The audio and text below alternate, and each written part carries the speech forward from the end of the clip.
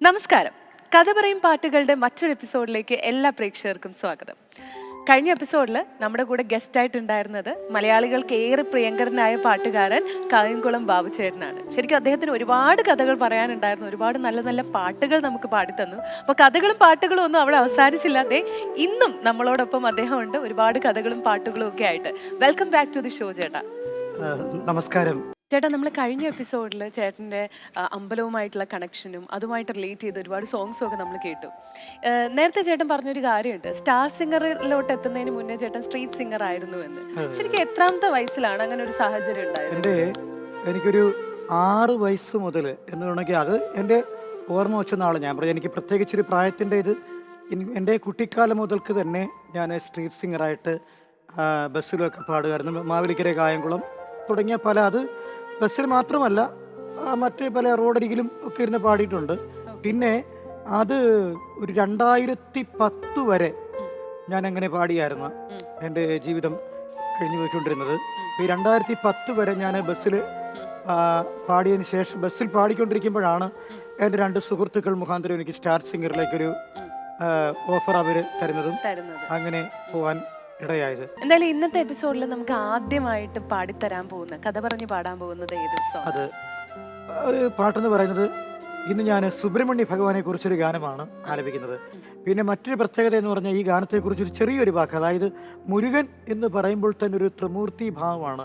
മുകുന്ദൻ, രുദ്രൻ, കമലൻ എന്നാണ്. അപ്പം അതിൽ മുകുന്ദൻ ആരാണ്, രുദ്രൻ ആരാണ്, കമലൻ ആരാണ് എന്നൊന്നും ഞാനിപ്പം വിശദീകരിക്കുന്നില്ല. അതുകൊണ്ട് നമുക്ക് ആ പാട്ടിലേക്ക് കടക്കാം. ദണ്ഡായുധപാണി പെരുന്നയിലമരും ദേവനയാറുമുഖനേ.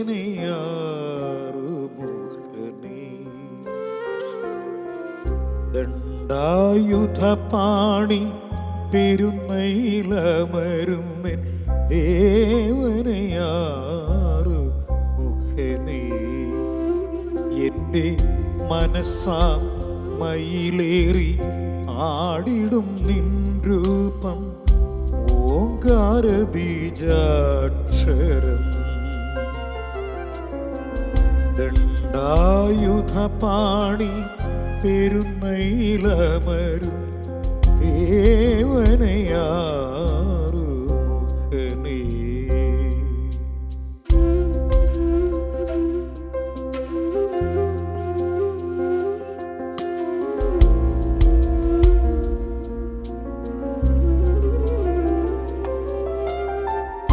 ആധാരമാറും കടക്കാൻ ഷൺമുഖാ തുണയ്ക്കണേ. അജ്ഞാന തമസ്സകറ്റാൻ സ്കന്ദനെ തുണയ്ക്കണേ. ആധാരമാറും കടക്കാൻ ഷൺമുഖാ തുണയ്ക്കണേ. അജ്ഞാന തമസ്സകറ്റാൻ സ്കന്ദനെ തുണയ്ക്കണേ. ബന്ധമാം ബന്ധനം ആണ്ടിപ്പണ്ടാരമേ. ബന്ധമാം ബന്ധനം ആണ്ടിപ്പണ്ടാരമേ. അഴിച്ചു നീ തുണയ്ക്കണേ ആറുമുഖനയ്യനേ. ദണ്ഡായുധപാണി പെരുന്നയിലമരും ദേവനയാറു മുഖനേ.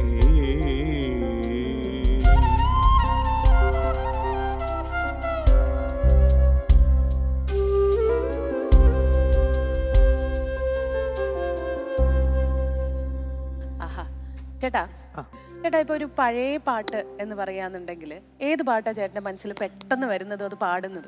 ഞാൻ പഴയ പാട്ടുകൾ എന്ന് പറയുമ്പോൾ എനിക്ക് ഏറ്റവും ഇഷ്ടമുള്ളൊരു പാട്ടെന്ന് പറഞ്ഞു കഴിഞ്ഞാൽ ഗാനമേളയ്ക്ക് പാടാറുള്ളൊരു പാട്ടുണ്ട്.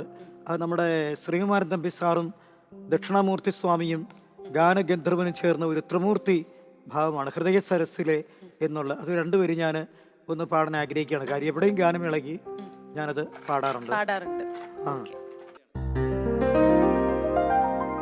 ഹൃദോവന സീമയിൽ ഇന്നലെ വന്ന തപസ്വിനി നീ. ഹൃദയ സരസിലെ പ്രണയ പുഷ്പമേ ഇനിയും നിൻ കഥ പറയൂ, നീ പറയൂ.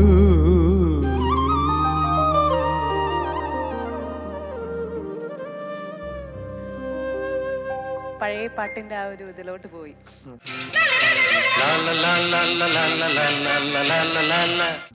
ശരിക്കും ചേട്ടന്റെ എന്താ പറയാ വളരെ അടുത്തുള്ള ആൾക്കാരാണ് ദക്ഷിണാമൂർത്തി സ്വാമിയാണെന്നുണ്ടെങ്കിലും അതുപോലെ നമ്മുടെ ശ്രീകുമാരൻ തമ്പിയും ഒക്കെ, അവരെയൊക്കെ പരിചയപ്പെടാനുള്ള ഒരു അവസരം ഉണ്ട് ഉണ്ടായിട്ടുണ്ടോ? തീർച്ചയായിട്ടും. അത് പറയുമ്പോൾ ഞാൻ ഈ ഇതിലൊക്കെ വരുന്നതിന് മുൻപ് പുട്ടപർത്തി പോകാൻ കഴിയാത്ത ഫിലിം സ്റ്റാർസ് എല്ലാം കൂടെ ചേർന്ന് ഇപ്പം നമ്മുടെ രംഭ, ശ്രീവിദ്യ അമ്മ, അന്ന് നമ്മുടെ ജയഭാരതി ചേച്ചിയുടെ അമ്മ ഒക്കെ ഉണ്ടായിരുന്നു, പിന്നെ അമ്പിളി ചേച്ചി പാടുന്ന, ഞങ്ങൾ മദ്രാസിൽ ഒരു ഫംഗ്ഷന് പങ്കെടുത്ത്. അപ്പം അന്ന് പാലക്കാട് വെച്ച് ഞാൻ ഈ സ്വാമി ചെയ്ത ഒരു ശ്രീനാരായണ ഗുരുദേവ തൃപാദങ്ങൾ രചിച്ചൊരു കാളി നാടകം കൃതി സ്വാമി സംഗീതം നൽകി ഡോക്ടർ സി കെ രേവമ്മ പാടി. അപ്പം അതെനിക്ക് പാടാൻ ഒരു സാഹചര്യം ഉണ്ടായി. അന്ന് ഞാനത് രണ്ടുപേര് പാടാത്. നമോ നാദ ബിന്ദുആത്മികേ നാശഹീനേ നമോ നാരദാദിത്യ പാദാരവിന്ദേ നമോ നാദ ബിന്ദുആത്മികേ.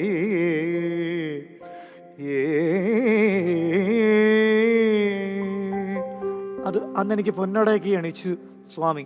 പക്ഷെ എനിക്കത് പറയാനകത്തൊരു വലിയ മടിയുണ്ട്. കാര്യം അദ്ദേഹം ഇത്രയും വലിയൊരു മഹാനുഭാവനൊക്കെ എന്നെ പൊന്നാട അണിയിച്ചെന്നൊക്കെ പറയുമ്പം, പക്ഷെ എങ്കിലത് നടന്നൊരു കാര്യമാണ്. പിന്നെ ഉത്തരാസ്വയംവരം കഥകളി കാണുവാൻ ഉത്രാടരാത്രിയിൽ പോയിരുന്നു. കാഞ്ചന കസവുള്ള പൂഞ്ചേലയുടുത്തവൾ നെഞ്ചെയ്യും അമ്പുമായി വന്നിരുന്നു. ഉത്തരാസ്വയംവരം കഥകളി കാണുവാൻ ഉത്രാടരാത്രിയിൽ പോയിരുന്നു, ഞാൻ പോയിരുന്നു. അതൊക്കെ അദ്ദേഹത്തിന്റെ മുന്നിൽ പാടാൻ സാധിച്ച് ഒരു വലിയൊരു അനുഗ്രഹമാണ് എൻ്റെ ജീവിതത്തിൽ. സ്വാമിയുടെ കാലഘട്ടം കഴിഞ്ഞു കഴിഞ്ഞാൽ രവീന്ദ്ര മാഷ് അത്തരത്തിൽ കർണാട്ടിക് മ്യൂസിക്കുമായിട്ട് ബന്ധപ്പെട്ട് ഒരുപാട് സോങ്സ് തന്നെ. ഒരു റെയറായിട്ടുള്ള ഒരു ഗാനം എന്ന് പറഞ്ഞു കഴിഞ്ഞാൽ കായംകുളം പ്രൈവറ്റ് ബസ് സ്റ്റാൻഡിൽ പാടും. അന്നത്തെ ഒരു വലിയ പ്രത്യേകത എന്ന് പറഞ്ഞു കഴിഞ്ഞാൽ, ഒരു പടം ഇറങ്ങുന്നതിന് 6 മാസങ്ങൾക്ക് മുൻപോ 1 വർഷത്തിന് മുൻപോ പാട്ടിറങ്ങിയത്. ഇപ്പൊ ബന്ധുക്കൾ, ശത്രുക്കൾ, അങ്ങനെ ഒട്ടനവധി ഗാനങ്ങൾ. ഇപ്പം ഈ ഭരതം, ഇസാൻസ് അബ്ദുള്ള, കമലദളം, ഇതൊക്കെ അങ്ങനെ തന്നെയാണ്. അത് എൻ്റെ ജീവിതത്തിൽ ഒരുപാട് സ്വാധീനിച്ചിട്ടുണ്ട്. അപ്പോഴങ്ങനെ ഒരു പടം, അത് ഇന്നും സിനിമ ഇറങ്ങിയിട്ടില്ല, മഹസർ എന്നാണ് പേര്. അപ്പോൾ ഈ മഹസർ ഇറങ്ങുന്ന സമയത്ത് പാട്ട് രവീന്ദ്ര മാഷാണ് സംഗീതം. അതും ഈ പറയുന്നത് പോലെ കുടപ്പനക്കുന്ന് ഹരിസാറാണ് അതിൻ്റെ രചന നിർവഹിച്ചിരിക്കുന്നത്. അപ്പോൾ അവിടെ ഷാഡോ ഒരു ഇലക്ട്രോണിക്സ് എന്ന് പറഞ്ഞൊരു കടയുണ്ടായിരുന്നു, രാജ ഇലക്ട്രോണിക്സ്. അപ്പോൾ രാജ ഇലക്ട്രോണിക്സ് കായംകുളം പ്രൈവറ്റ് സ്റ്റാൻഡോട് അടുത്ത് ചേർന്നാണ്. അപ്പോൾ ഓരോ പുതിയ പാട്ട് വരുമ്പോഴും എന്നെ ഇപ്പം തന്നെ അന്ന് ഈ ബാബു ഇന്നൊരു പാട്ട് ഇറങ്ങിയിട്ടുണ്ട് പറഞ്ഞു കേൾപ്പിക്കും, അത് ഇട്ട് കേൾപ്പിക്കും.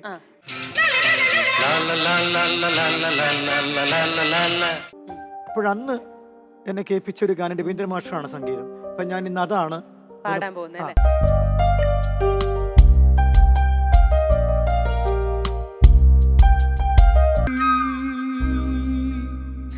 നല്ല രസമുണ്ടായിരുന്നു കേട്ടിരിക്കാൻ. ഈ ഗാനത്തിന് മറ്റൊരു വലിയ ഒരു പ്രത്യേകതയുണ്ട്. അതായത് അപ്പോഴും എനിക്ക് ഈ ഓച്ചിറ ക്ഷേത്രവുമായിട്ട് കണക്ഷൻ ഉണ്ട്. കണക്ഷൻ ആകാതിരിക്കാൻ പറ്റില്ല. കാര്യം എന്താന്ന് വെച്ചാൽ, എൻ്റെ ഈ കുട്ടിക്കാലത്ത് ഓച്ചിറ ഞാൻ നിൽക്കുന്ന സമയത്ത് അന്ന് ഈ അമ്പലമില്ല എന്നുള്ള പാട്ടൊന്നും ഇറങ്ങിയിട്ടില്ല. ഒരു ഓണക്കാലം വന്ന് ഇപ്പൊ എല്ലാവരും ഇപ്പം ഓണത്തിന് ആണെങ്കിൽ തന്നെയും ഓണക്കോടി എടുക്കുക, ഓണക്കളിക്ക്. അല്ലെങ്കിൽ ഓണക്കോടി എന്ന് പറഞ്ഞാൽ എൻ്റെ ജീവിതത്തിൽ വലിയൊരു ആഗ്രഹമായിരുന്നു എനിക്കൊരു ഓണക്കോടി ഇടണമെന്ന്.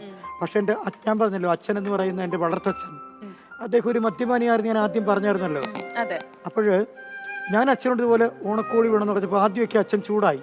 പിന്നീട് എൻ്റെ എന്നറിയാമോ, അന്ന് എല്ലാ ദിവസവും ഓച്ചിറ കഞ്ഞിയുണ്ട്. അപ്പം രാവിലെ ഒരു 8-9 മണിയൊക്കെ ആകുമ്പോൾ കഞ്ഞി കൊടുത്തു തുടങ്ങും. അപ്പോഴച്ഛനെന്ത് എൻ്റെ ഒരു പഴയ ഷർട്ട്, ഒരു നിക്കറും ഈ കഞ്ഞി വാങ്ങിച്ചിട്ട് അതിൽ മുക്കി കഴിഞ്ഞാൽ പുതിയ പോലെ ഇരിക്കും. തൊടുമ്പോഴൊക്കെ ഒരു മണമില്ലെന്നേ ഉള്ളത്. മണവും തിരിച്ചറിയാനുള്ള ഗുണം നമുക്കറിയില്ല. അത് തൊടുമ്പോഴൊക്കെ പടപെടാന്നിരിക്കും. ഇപ്പം മോനെ ഇതാണ് നിൻ്റെ ഓണക്കോടി എന്ന് പറഞ്ഞ് അച്ഛനൊരു ദിവസം ഓണത്തിന് എനിക്ക് എന്നെ അണിയിച്ച്. പക്ഷേ പിന്നീടാണ് ഞാനത് അറിഞ്ഞത് അത് പുതിയ ഡ്രസ്സല്ല എന്ന്. പക്ഷേ എനിക്ക് പിൽക്കാലത്ത് ആദ്യകാലത്തൊക്കെ എനിക്ക് അതിനൊരു മാനസികമായിട്ടൊരു പ്രയാസം ഉണ്ടായിരുന്നു.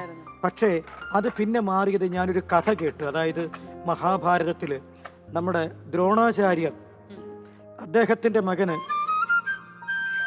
കൊട്ടാര നിവാസികളെല്ലാവരും കൂടെ ചേർന്ന്, എനിക്കൊന്ന് അശ്വത്ഥമാവിനാണെന്ന് തോന്നുന്നു, ഈ കൊട്ടാരത്തിലെ കുട്ടികളെല്ലാവരും പാല് കുടിക്കുന്ന, പാണ്ഡവ കൗരവ ആദികളെന്ന് തോന്നുന്നു, പാല് കുടിക്കുന്ന കണ്ടപ്പോൾ ഇദ്ദേഹത്തിന് കൊതി വന്നപ്പോൾ അവരെ കുട്ടികൾ എന്തെന്നറിയാമോ, ഈ അരിമാവും റവയാണ്ടൊക്കെ കലക്കി പാലിനൊരു അരിമാവ് കലക്കി പാല് പോലാക്കി കൊടുത്തു. അപ്പം കാണുമ്പോൾ പാല് പോലെ തന്നെ വെളുത്തിരിക്കുകയല്ലയോ.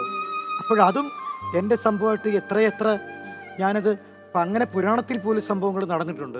പിന്നെ എൻ്റെ എത്രയോ നിസ്സാരം. പക്ഷേ എങ്കിലും അതിനു വേണ്ടിയിട്ട് ഞാൻ ഒരു രവീന്ദ്ര മാഷയുടെ ഏറ്റവും ഒരിക്കലും മങ്ങാത്ത ഒരു ഓണപ്പാട്ടാണ് അത്. പ്രത്യേകിച്ചും അക്കാലത്തും ഇക്കാലത്തും തെരുവിൽ അലയുന്ന ഓരോ കുട്ടികൾക്കും വേണ്ടിയിട്ട് ഞാൻ ഈ ഗാനം ഓണക്കോടി ഉടുക്കുവാൻ, അപ്പം എനിക്കിന്ന് കഴിയുന്ന മറ്റെല്ലാ കുട്ടികൾക്കും അത് കഴിയട്ടെ, എല്ലാവർക്കും ഓണക്കോടി കൊടുക്കാൻ കഴിയട്ടെ എന്നുള്ള ഒരു പ്രാർത്ഥനയോട് കൂടിയാണ് ഞാൻ ഈ ഗാനം രവീന്ദ്ര മാഷക്കായിട്ടും എൻ്റെ ഏറ്റവും ഓണപ്പാട്ടുകളിൽ വെച്ചിട്ട് എനിക്ക് ഏറ്റവും ഇഷ്ടപ്പെട്ടൊരു ഗാനമാണ്. ഞാൻ സത്യം പറഞ്ഞാൽ ഞാൻ ആ പാട്ടിൽ കഥാപാത്രം ഞാനാണെന്ന് എനിക്ക് തോന്നിയിട്ടുണ്ട്. പലപ്പോഴും പാടാറുള്ളത്. ഉത്രാടപ്പൂനിലാവേ വാ, മുറ്റത്തെ പൂക്കളത്തിൽ വാടിയ പൂവണിയിൽ ഇത്തിരി പാൽ ചുരത്താൻ വാ വാ വാ. ഉത്രാടപ്പൂനിലാവേ വാ, മുറ്റത്തെ പൂക്കളത്തിൽ വാടിയ പൂവണിയിൽ ഇത്തിരി പാൽ ചുരത്താൻ വാ വാ വാ. ഉത്രാടപ്പൂനിലാവേ വാ.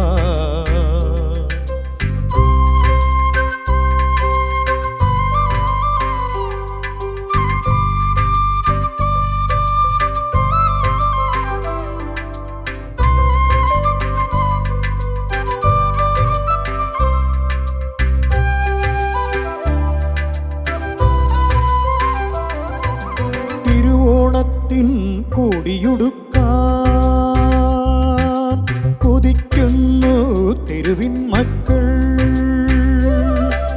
തിരുവോണത്തിൻ കൊടിയുടുക്കാൻ കൊതിക്കുന്നു തെരുവിൻ മക്കൾ. അവർക്കില്ല പൂമുറ്റങ്ങൾ പൂനിരത്തുവാൻ, വയറിന്റെ രാഗം കേട്ടി മയങ്ങുന്ന വാമനന്മാർ.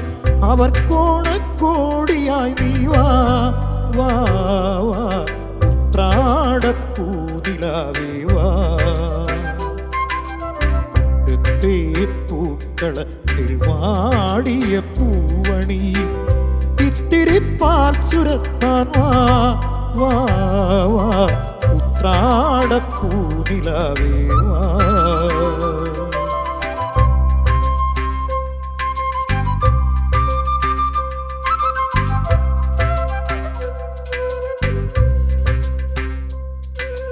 ശരിക്കും നമ്മുടെ എപ്പിസോഡ് എൻഡ് ചെയ്യാനായിട്ട് ഇതിലും വലിയൊരു കഥയും ഇല്ല, ഇതിലും വലിയൊരു പാട്ടും ഇല്ല.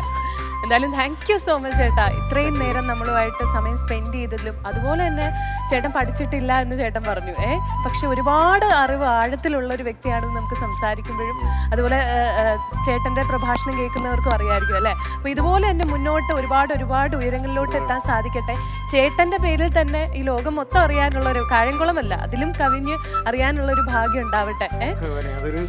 പിന്നെ ഞാൻ ഏറ്റവും ഞാൻ പറയാൻ പറ്റുന്നതൊക്കെ ഞാൻ ഈ ഗുരുദേവ പ്രഭാഷണത്തിനും ആധ്യാത്മിക പ്രഭാഷണത്തിനൊക്കെ പോകുന്നത് കൊണ്ടാണ് ഇത്രയും കാര്യങ്ങൾ എനിക്ക് ധൈര്യമായിട്ട് പറയാൻ പറ്റുന്നത്. അപ്പം അങ്ങനെയും കൂടെ ഞാൻ ചെയ്യുന്നുണ്ട്. പിന്നെ അതെല്ലാം ദൈവാനുഗ്രഹം, അതേ നമുക്ക് പറയാൻ സാധിക്കുള്ളൂ. ഈശ്വരാനുഗ്രഹം ഇല്ലെങ്കിൽ നമ്മളൊന്നും അല്ലല്ലോ. നിമിത്തമാത്ര ഭവസ്രവ്യസാജി എന്നാണ്. നമ്മളൊക്കെ അവിടുത്തെ കൈകളിൽ വെറും ഇൻസ്ട്രുമെൻ്റ് മാത്രം എന്ന് വിശ്വസിക്കുന്ന, ഇതൊന്നും നമ്മളല്ല ചെയ്യുന്നത്, എല്ലാം അവിടെ നിന്നാണ്. ചെയ്വതും ഭവാനത്ര സർവരും കർമ്മഫലം ഭുജിക്കുന്നു. പിന്നെ ഇങ്ങനെ ഒരു എപ്പിസോഡിൽ, അതായത് കഥ പറയും പാട്ടിൽ എന്നെ ക്ഷണിച്ച് എനിക്ക് ഇങ്ങനൊരു അവസരം നൽകിയ കൈരളി ചാനലിൻ്റെ എല്ലാ പ്രവർത്തകർക്കും ആ വലിയ മനസ്സിനും എൻ്റെ നന്ദി, നമസ്കാരം, സാഷ്ടാംഗ പ്രണാമം.